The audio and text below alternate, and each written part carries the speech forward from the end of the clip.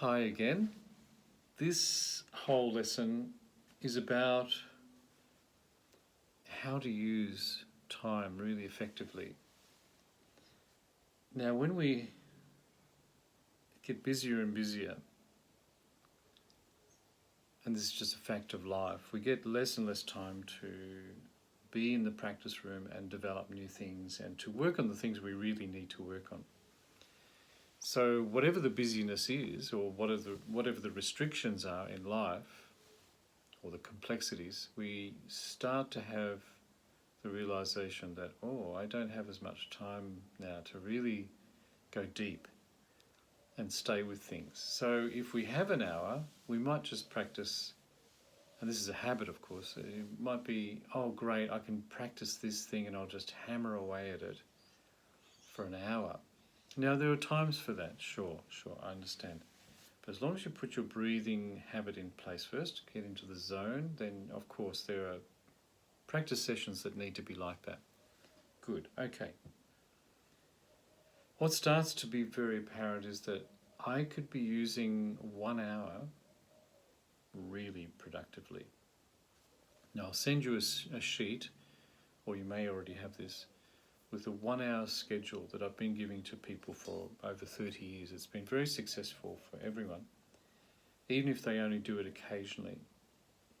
And what you can see on the sheet is 3 20-minute sections. So we breathe into the zone as usual and really make that such a habit that it feels weird if you don't do it. So let's do that now.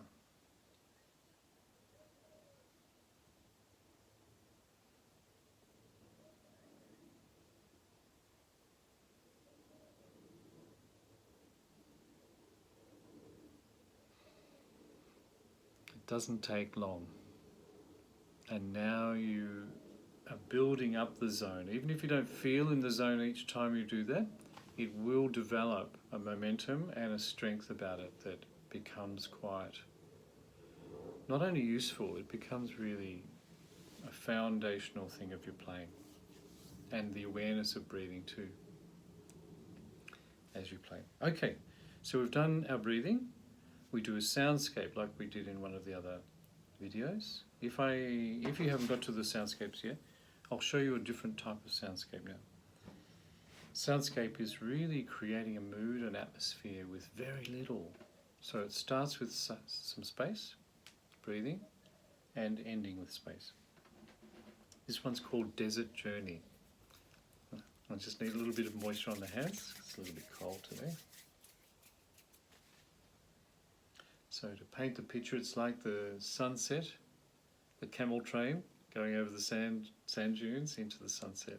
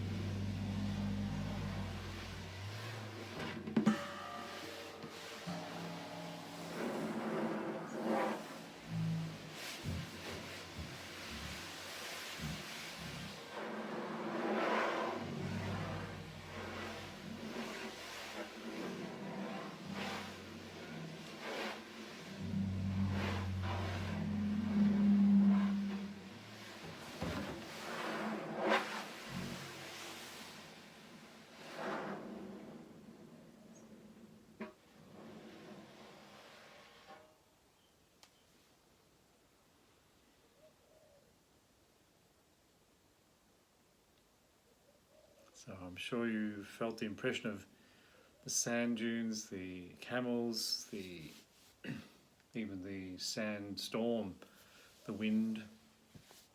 There's something about contact sound with hands, and I'm using nails. I've grown my nails a little bit, so I've got all that to play with. almost like playing piano with the nail, but with the nails. On the drums, it sounds fantastic.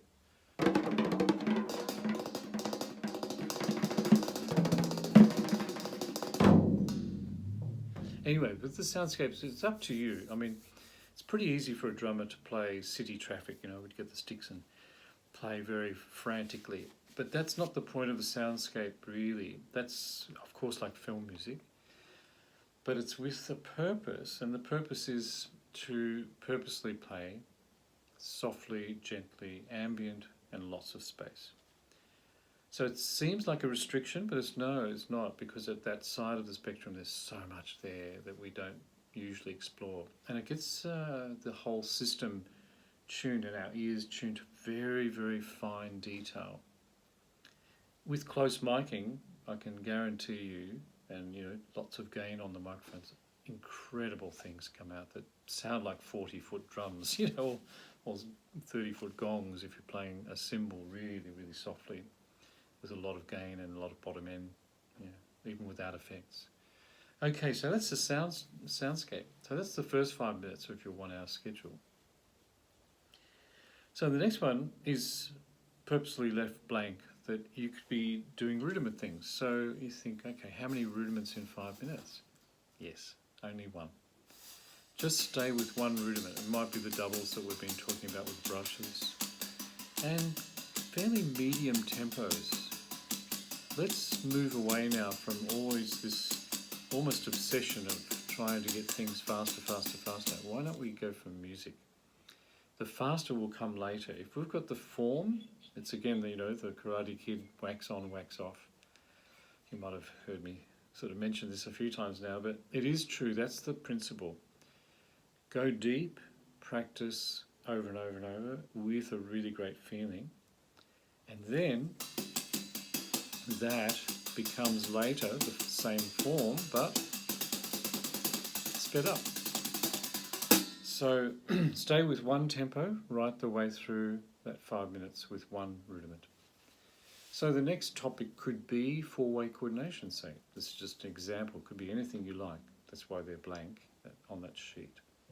So the 4-way coordination could be right, left with the hands, right, left with the feet, and then reverse. Left, right, left, right. So.